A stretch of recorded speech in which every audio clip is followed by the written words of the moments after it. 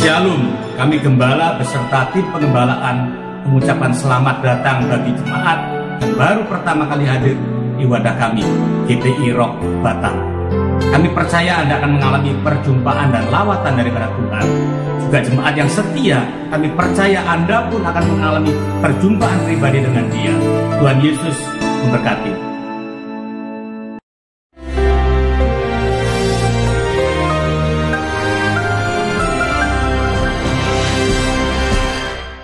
Shalom warga kerajaan, satu seri selama 1 bulan ini saya sampaikan pada saudara the power of vision, the power of agreement, the power of promise of God, the power of sanctification, the power of planning.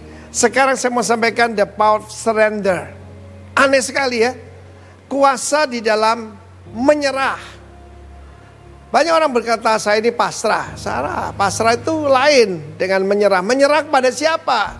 Bukan menyerah pada keadaan. Dalam Yosua pasal kelima ayat 13 dan selanjutnya, khususnya pada waktu itu dia melihat seorang dengan pedang terhunus di tangannya. Dan sebagai seorang jenderal dia tanya, engkau kawan atau lawan? Saya kira karunia yang paling dibutuhkan sekarang ini kita harus tahu ini Tuhan atau iblis. Kita harus punya gift of discernment. Kita harus punya karunia membedakan roh. Dan harus tanya engkau kawan atau lawan. Dan Panglima Bala Tentara Tuhan itu bukan Mikael. Dia adalah Kristofani, penampakan Kristus dalam perjanjian lama. Dia berkata, aku bukan kawanmu, engkau tidak sederajat dengan aku. Aku bukan lawanmu, tapi akulah Panglima Bala Tentara Tuhan. Now I come. Tuhan berjanji menyertai. Tuhan berjanji tidak meninggalkan. Dan Tuhan berjanji yaitu akan selalu tidak pernah membiarkan. Luar biasa bukan? Dan dia benar-benar datang. Kemenangan Israel atas Mesir, atas Amori, atas Jericho, atas Amalek, bukan karena kekuatannya sendiri, tetapi karena disertai Tuhan. Benarlah Musa mengatakan, Tuhan kalau engkau tidak berserta kami, jangan suruh kami pergi.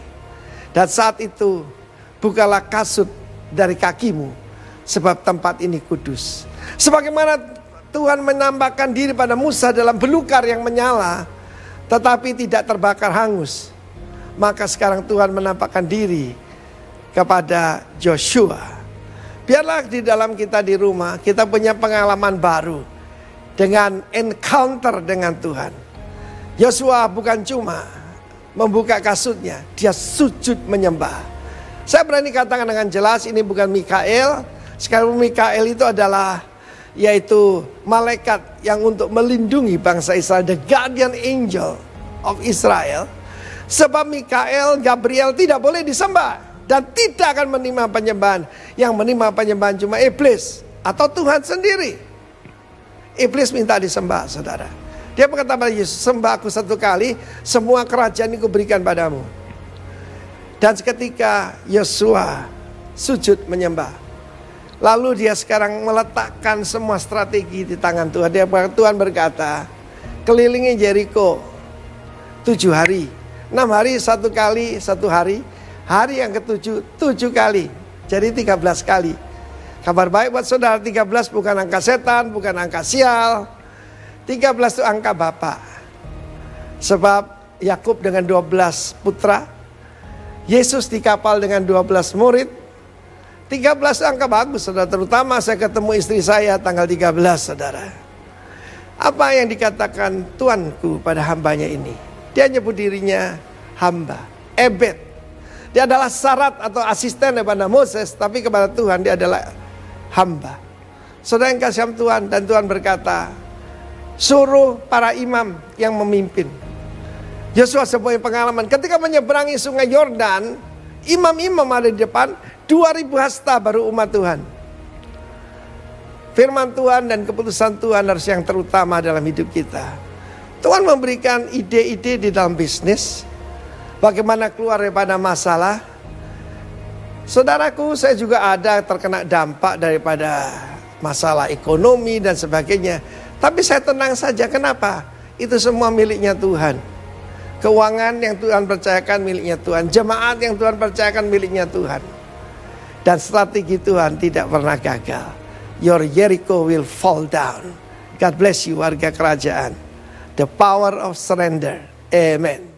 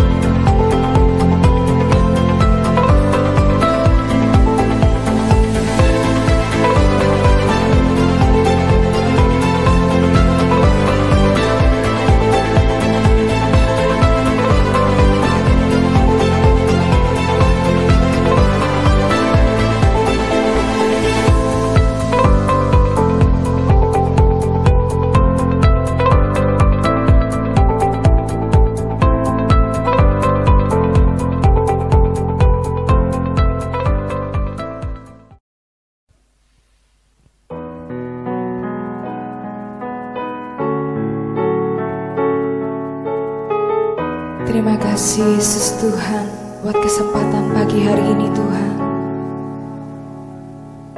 Kami mau meninggikan nama-Mu dengan segenap hati kami Tuhan. Kami mau menyembah-Mu Tuhan di dalam roh dan kebenaran. Haleluya. Tidak pernah kami ragukan kasih setia-Mu dalam hidup kami Tuhan. Kebaikan-Mu yang kami rasakan hari demi hari lebih dari cukup untuk kami semua Tuhan. Haleluya Yesus Tuhan.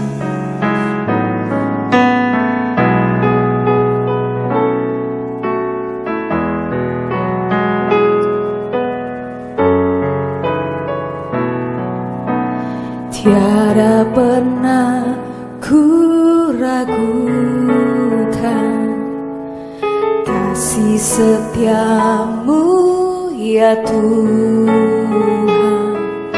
Setiap waktu dalam hidupku tak pernah Kau tinggalkan. Meski langit tampak suram, awan gelap pun menghadang.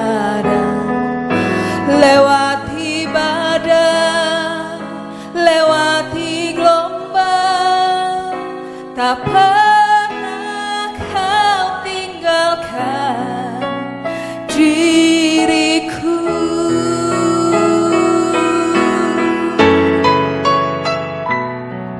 Walau seribu rebah di sisiku, Kau tetaplah Allah penolongku. Walau 10.000 rebah di kananku, takkan ku goyah sebab Yesus sertaku.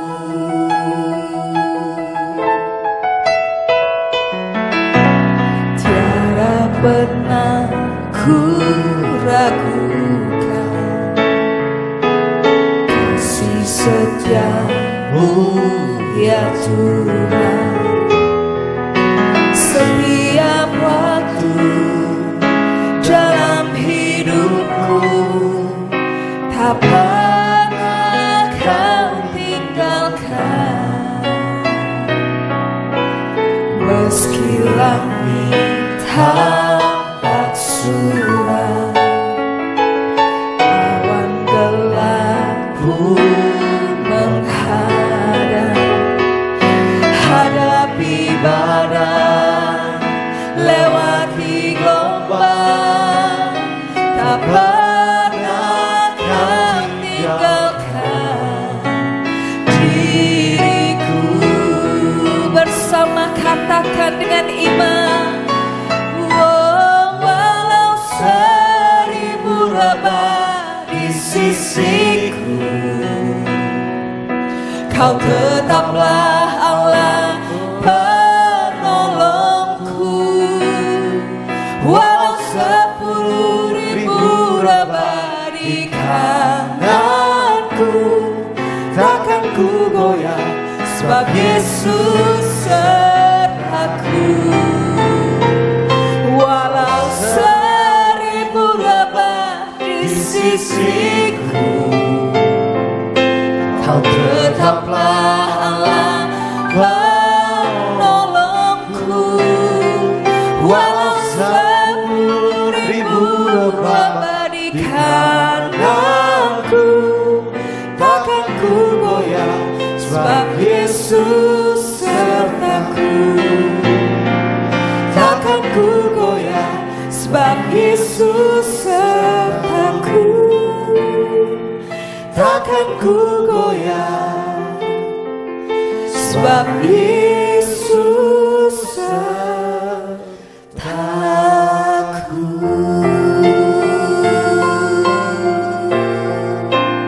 Oh Yesus, Haleluya. Terima kasih. Haleluya. Kami menyembah-Mu. Haleluya. Terima kasih Tuhan.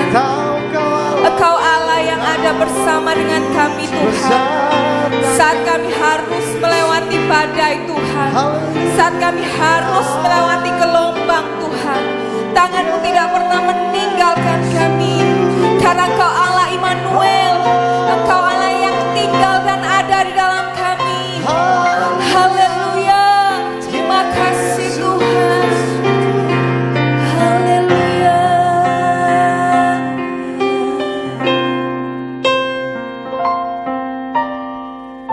Kami percaya kami punya Allah yang sanggup memberi kami kemenangan demi kemenangan.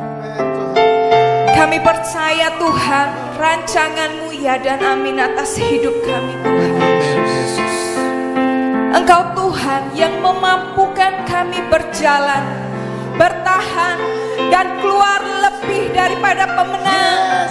Kami memuji-Mu Yesus, haleluya. Haleluya Yesus Tuhan. Terima kasih Tuhan, terima kasih. Yesus memegangku dengan tangan kanan-Mu. Yesus memberiku, katakan, kemenangan.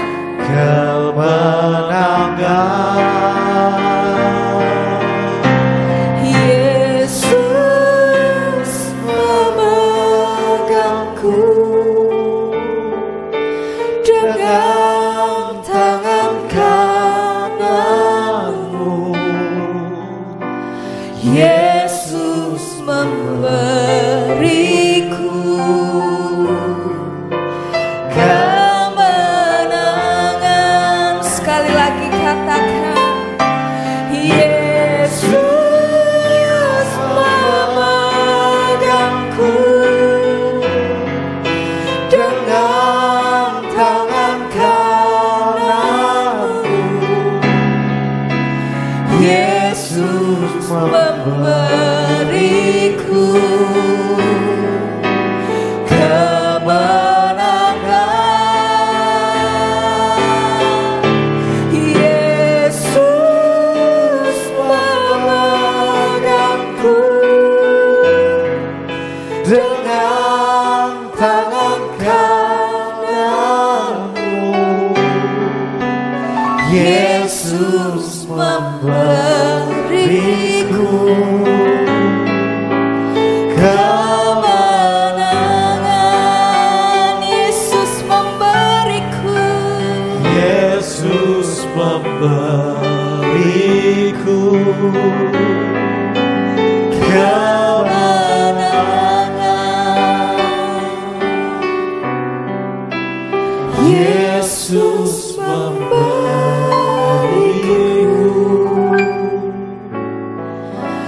kemenangan.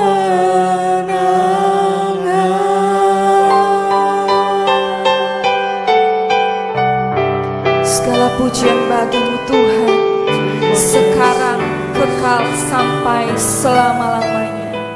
Haleluya, terima kasih Tuhan Yesus.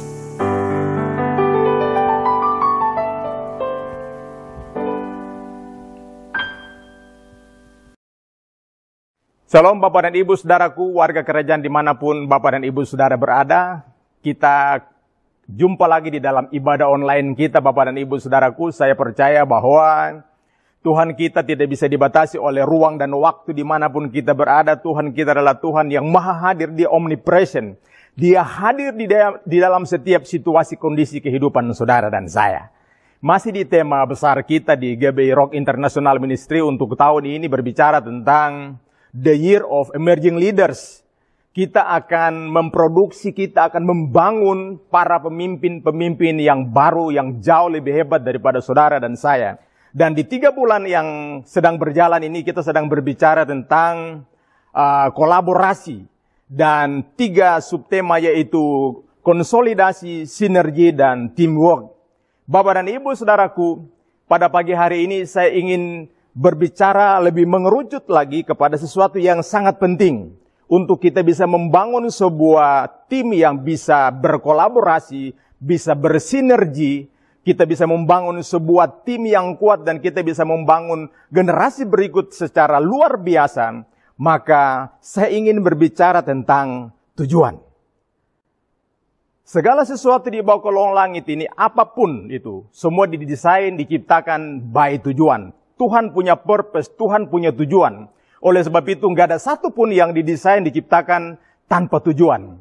Oleh sebab itu, dalam bergereja, dalam berkeluarga, berumah tangga, kita bekerja, kita melayani apa saja bentuk pekerjaan saudara dan saya, tanpa didrive atau didorong oleh sebuah tujuan, maka saudara dan saya kita seperti layang-layang yang putus Bapak dan Ibu Saudaraku. Nggak ada tujuan, nggak ada arahnya. Pernah lihat layang-layang putus, jatuh nggak beraturan Bapak dan Ibu Saudaraku.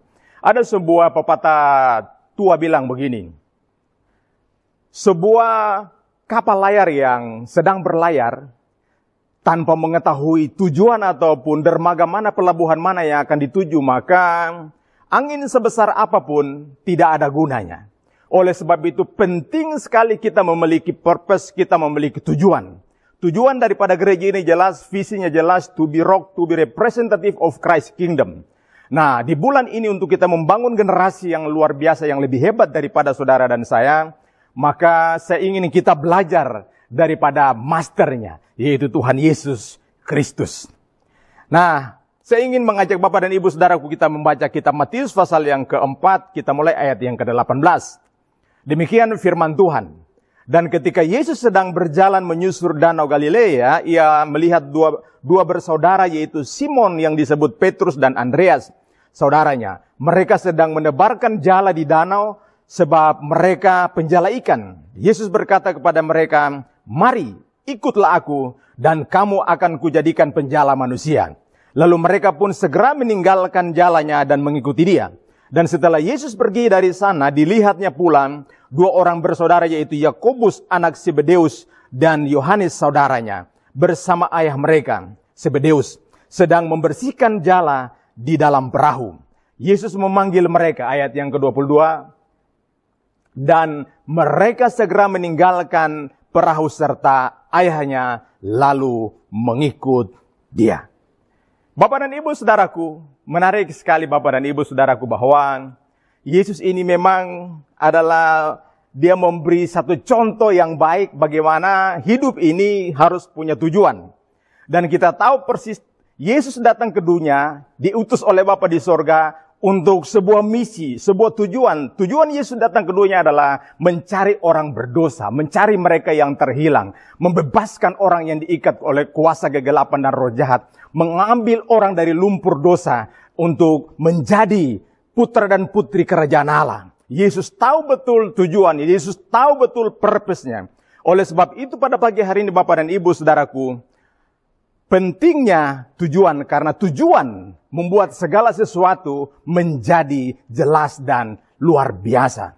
Oleh sebab itu pada pagi hari ini mari kita belajar untuk membangun sebuah kolaborasi, membuat sebuah teamwork yang bisa bersinergi.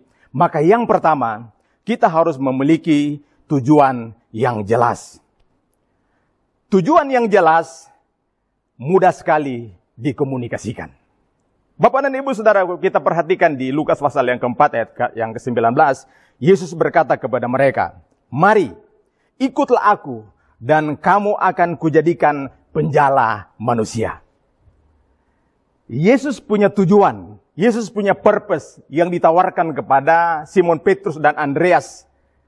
Bapak dan Ibu Saudaraku, tujuannya begitu sederhana, simple, tetapi jelas. Mereka, kedua orang ini adalah nelayan. Mereka terbiasa dengan sebuah profesi yang sudah dibangun turun-temurun oleh orang tuanya mereka. Dan pada waktu itu ketika Yesus mendekati mereka, Yesus cuma berkata begini, "Ikut aku, kamu akan kujadikan penjala manusia." Untuk merubah pola pikir mereka tentang profesi yang sudah bertahun-tahun mereka bangun, itu tidak gampang dan tidak semudah itu Bapak dan Ibu Saudaraku. Tetapi Bapak dan Ibu Saudaraku, tujuan yang jelas membuat kita gampang mengkomunikasikannya, menyederhanakannya, sehingga orang gampang mengerti Bapak dan Ibu Saudaraku. Yesus enggak pakai basa-basi. Yesus cuma berkata buat mereka, "Ikutlah aku, maka kamu akan kujadikan penjala manusia." Tentu saja pada waktu itu terlintas di pikirannya mereka, menjala manusia, menjala ikan aja kita sudah susah, apalagi menjala manusia. Tetapi Bapak dan Ibu Saudaraku, tujuan yang jelas mempermudah saudara dan saya untuk mengkomunikasikan. Sehingga yang kedua, kita belajar bahwa tujuan yang jelas membuat orang cepat membuat keputusan. Bapak dan Ibu Saudaraku, di dalam Matius 4 ayat yang ke-22, Yesus berkata begini. Ketika Yesus berkata, "Ikutlah aku, kamu akan kujadikan penjala manusia." Maka di ayat yang ke-22 berkata begini. "Dan mereka segera meninggalkan perahu serta ayahnya, lalu mengikut dia." Tujuan yang jelas membuat orang gampang mengambil keputusan untuk mengikut. Bapak dan Ibu Saudaraku, Yesus ini memang luar biasa, seorang ahli di dalam marketing.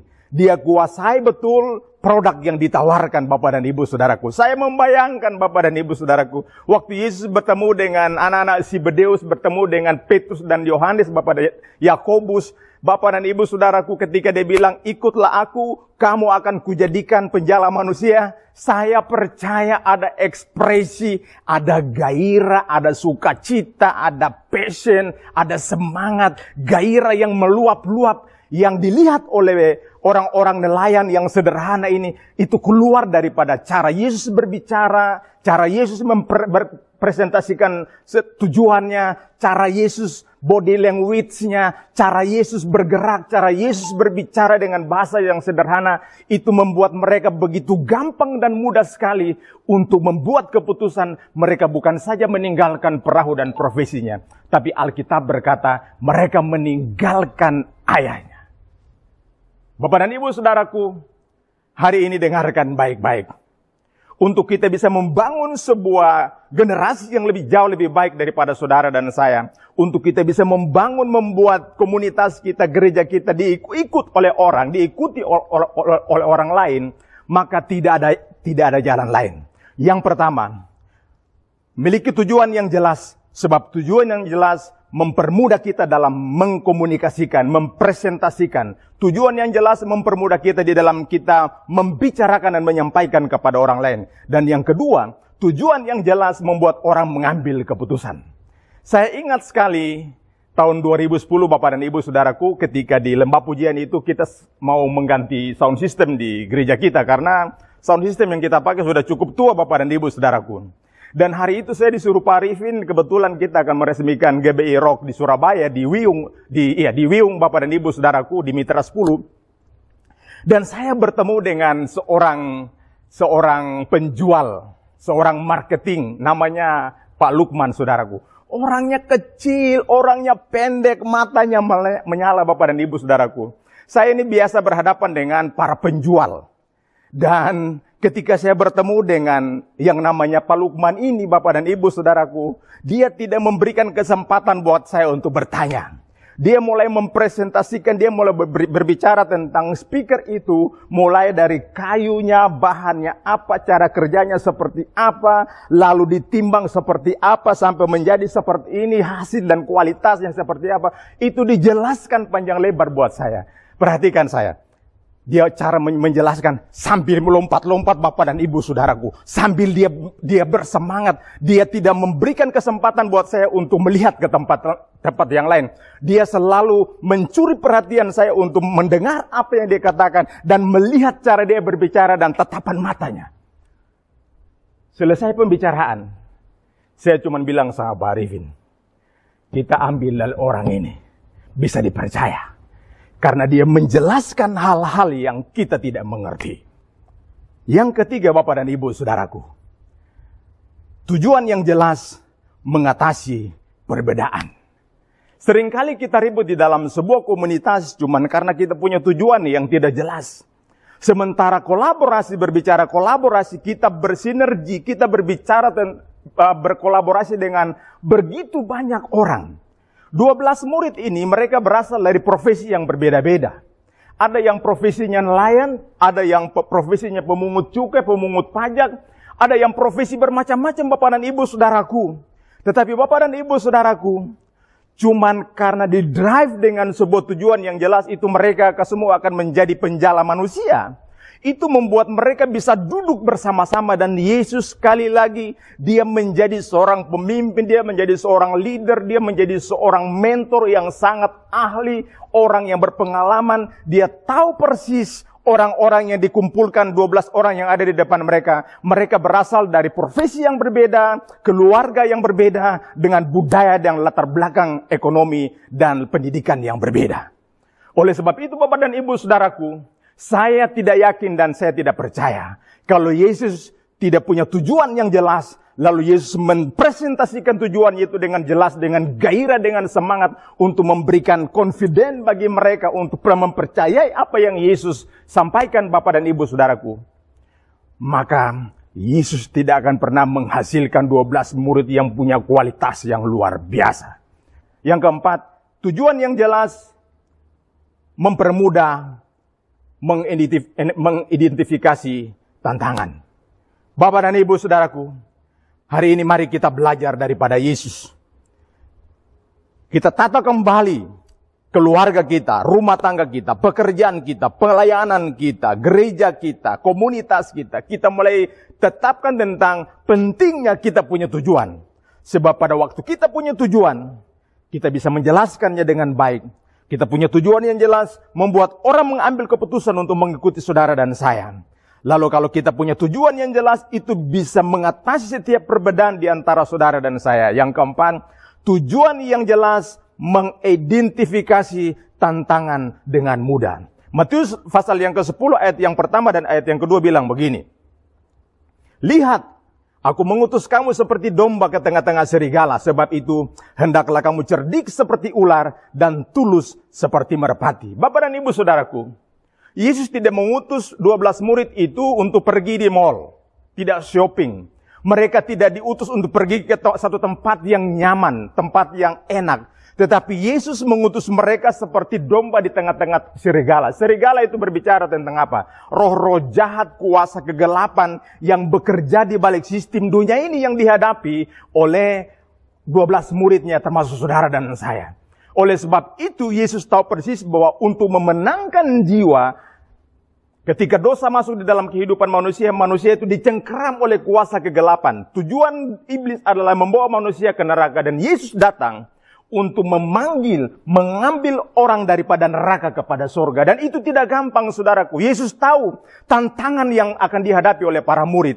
Tetapi tujuan yang jelas, gampang sekali Yesus mengidentifikasi masalah dan persoalan yang akan dihadapi oleh ke-12 muridnya.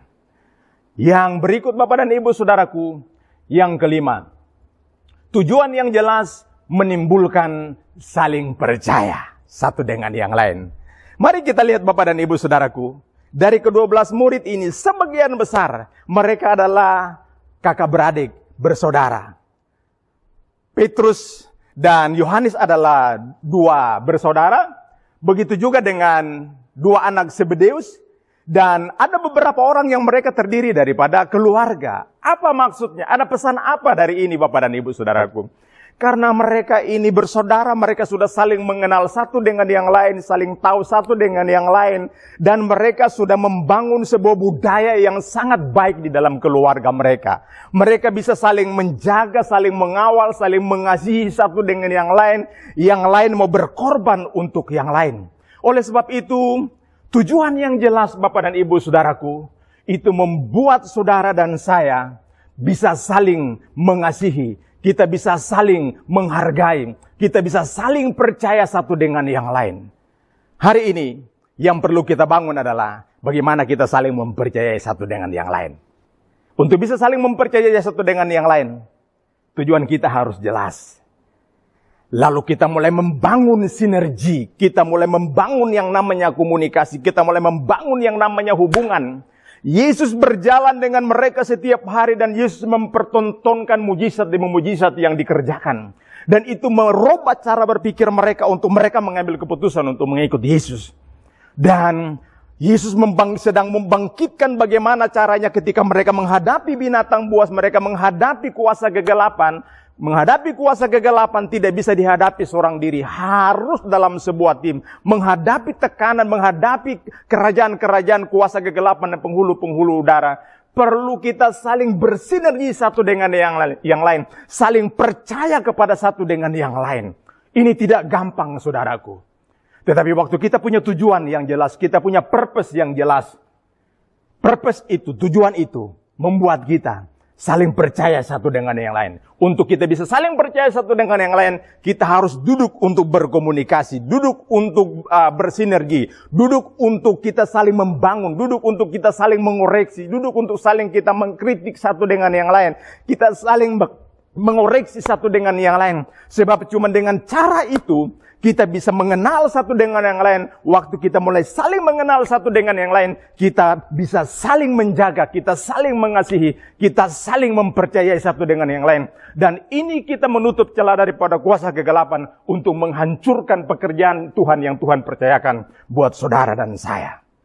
Lalu yang berikut Bapak dan Ibu Saudaraku, tujuan yang jelas membuat 12 murid rela untuk berkorban.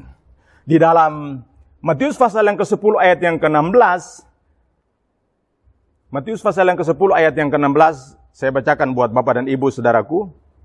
Matius pasal yang ke-10 ayat yang ke-16. Demikian firman Tuhan. Lihat, aku mengutus kamu seperti domba ke tengah-tengah serigala. Sebab itu, hendaklah kamu cerdik seperti ular dan tulus seperti merpati. Bapak dan Ibu Saudaraku, tujuan yang jelas membuat 12 rasul ini rela untuk berkorban. Mereka sudah tahu konsekuensinya waktu mereka mengikut Yesus. Mereka sudah tahu konsekuensinya waktu mereka mulai mendoakan orang sakit disembuhkan, dilepaskan daripada cengkraman kuasa kegelapan. Konsekuensinya adalah mereka akan dianiaya, mereka akan disiksa, bahkan mereka akan dibunuh Bapak dan Ibu Saudaraku. Tetapi tujuan yang jelas membuat mereka berani untuk berkorban. Bukan saja mengorbankan profesinya, tapi mengorbankan keluarganya. Bukan saja mengorbankan keluarganya. Mereka rela untuk mengorbankan dirinya sendiri. Dan kita tahu bagaimana cara mati daripada ke-12 rasul.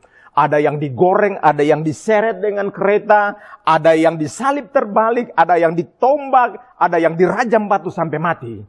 Tetapi karena mereka punya purpose, mereka punya tujuan yang jelas, mereka rela untuk saling berkorban satu dengan yang lain. Lalu yang terakhir pada pagi hari ini, tujuan yang jelas membuat kita membuat aturan main dengan jelas. Kalau kita lihat di dalam Matius pasal yang ke-10 ayat yang ke-9 sampai ayat yang ke-15, janganlah kamu membawa emas atau perak atau tembaga dalam ikat pinggangmu.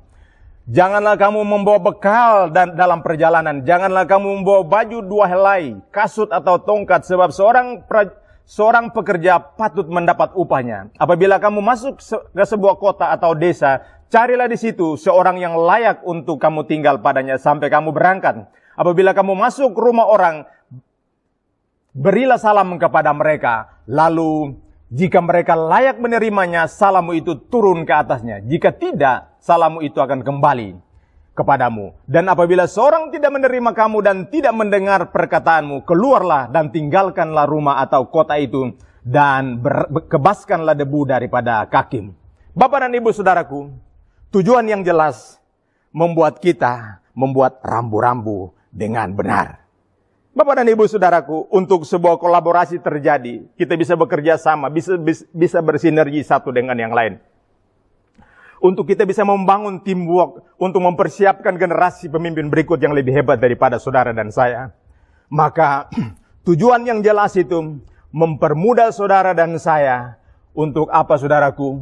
Kita membuat kesepakatan dalam aturan main.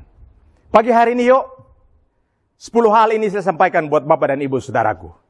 Mari kita mulai menata kembali keluarga kita. Untuk apa kita membangun keluarga? Tujuannya apa? Lalu dalam pelayanan, untuk apa kita membangun pelayanan kita? Tujuannya apa?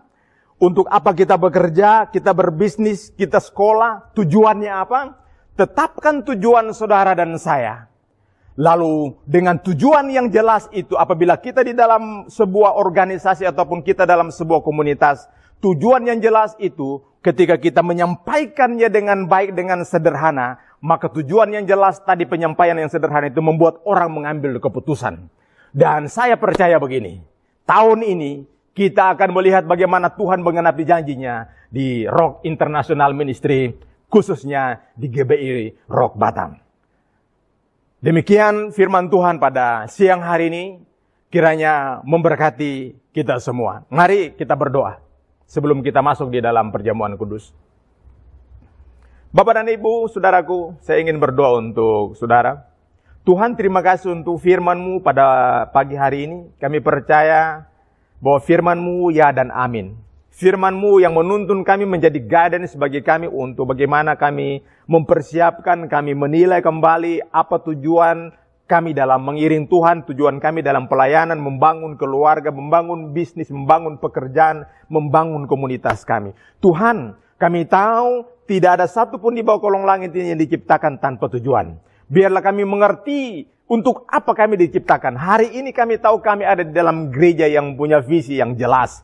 To be representative of Christ Kingdom. Dan kami punya value, kami punya nilai yang jelas, yaitu light.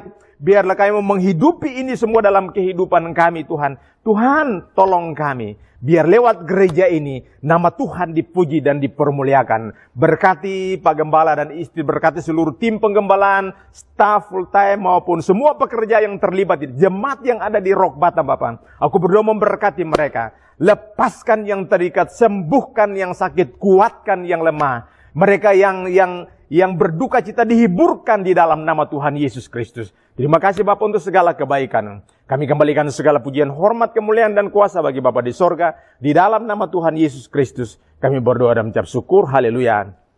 Amin. Bapak Ibu dikasih Tuhan, kita memasuki dalam sakramen perjamuan kudus. Mari kita siapkan di rumah masing-masing roti dan anggur. Kalau tidak ada roti dan anggur, itu bisa digantikan dengan air ataupun roti biasa. Ya, sebelum kita mulai, mari kita berdoa terlebih dahulu. Bapak, terima kasih Tuhan buat hari ini, buat apa yang Kau kerjakan dalam setiap kehidupan kami, Tuhan. Kami bersyukur memiliki Allah yang luar biasa, Allah yang hebat, Allah yang heran, Tuhan. Terima kasih firman-Mu yang boleh menguatkan setiap kami. Kami butuh firman-Mu, karena firman-Mu yang menuntun setiap kami ke tempat yang tenang, ke tempat yang damai sejahtera, di mana Kami boleh menikmati segala kasih-Mu, kebaikan-Mu Tuhan. Kau berkati hamba firman-Mu, Kau pakai lagi Tuhan, Kau nyatakan kuasa-Mu dalam setiap pelayanan Tuhan. Bapa, pagi hari ini kami mempersiapkan sakramen perjamuan untuk memperingati korban tubuh dan darah-Mu di atas kayu salib untuk pengampunan bagi setiap kami Tuhan. Bila Engkau hadir tengah-tengah ibadah ini Tuhan, bila kami boleh menikmati segala kebaikan-Mu Tuhan, bila ketika kami makan dengan cara yang benar, minum dengan cara yang benar tubuh dan darah-Mu Yesus, kami beroleh kesembuhan, kami beroleh kemerdekaan, kami beroleh kemenangan yang Kau berikan kepada setiap kami. Terima kasih Bapa, terpujilah nama-Mu di dalam nama Yesus Kristus yang siap. Sama-sama saya katakan amin. Mari kita angkat roti ini melebihi kepala kita. Roti ini adalah tubuh yang dipecah-pecahkan buat pengampunan dosa.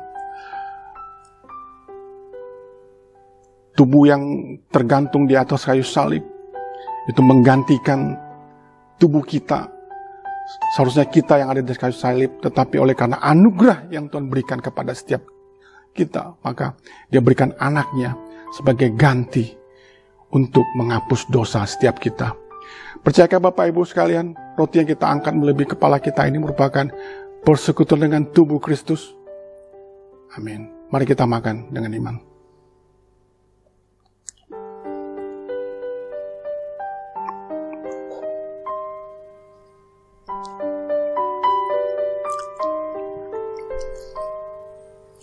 Kita angkat cawan ini melebihi kepala kita, tanda kita menghormati korban darah Yesus. Inilah darah yang tercurah dari atas kayu salib untuk menebus setiap kita, untuk menggantikan kehidupan kekal kita yang hilang. Karena semua manusia telah berdosa dan telah kehilangan kemuliaan Allah. Maka inilah kemuliaan Tuhan yang nyatakan bagi setiap kita melalui darahnya Yesus Kristus yang telah mati bagi kita semua untuk pengampunan dosa. Percayakah Bapak Ibu, cawan yang kita angkat melebihi kepala kita ini merupakan persekutuan dengan darah Yesus. Mari kita minum.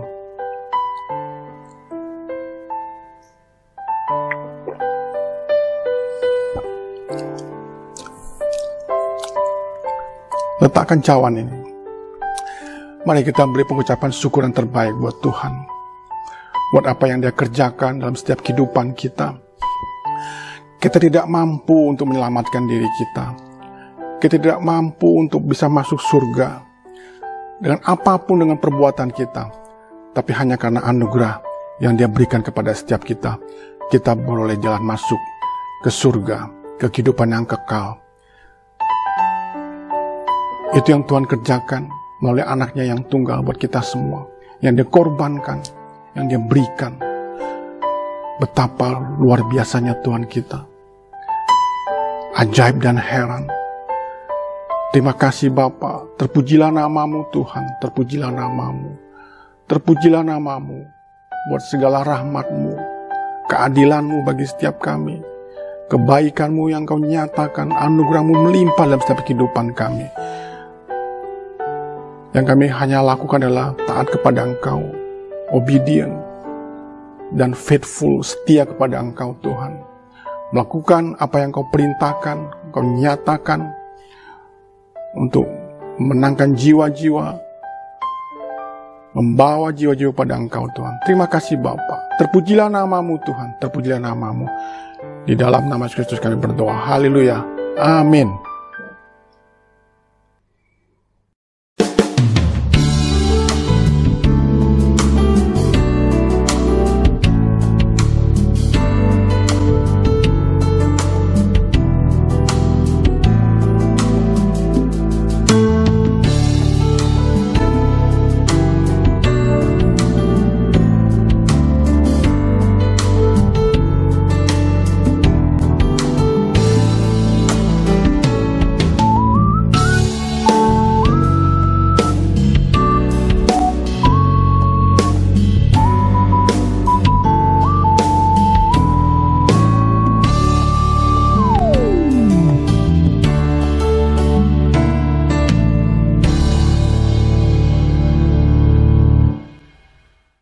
Dan tibalah kita di penghujung ibadah online kali ini. Mari kita bangkit berdiri, angkat kedua tanganmu, arahkan hatimu kepada Tuhan, dan saya akan menyampaikan doa berkat beberapa ibu sekalian. Tuhan, Engkau melihat setiap tangan-tangan yang terangkat, Tuhan. Tanda kami berserah kepada Engkau, sebagai tanda bahwa kami tidak ada apa-apanya. Kami hanya mengandalkan Engkau, Tuhan, dalam melewati masa-masa ini, Tuhan. Bila Engkau memberkati setiap kami, Tuhan. Apa yang kami kerjakan, Tuhan, berhasil. Kemana kaki melangkah menjadi milik pusaka bagi setiap kami. Dan nama Tuhan dipermuliakan. Jemaat kasih Tuhan, pulang dalam kasih anugerah penyertaan sempurna dari Allah Bapa, Putra, dan Roh Kudus menyertai engkau sekalian mulai hari ini bahkan sampai Maranatha. Mari percaya katakan sama-sama saya, amin. Selamat hari Minggu. Tuhan Yesus memberkati.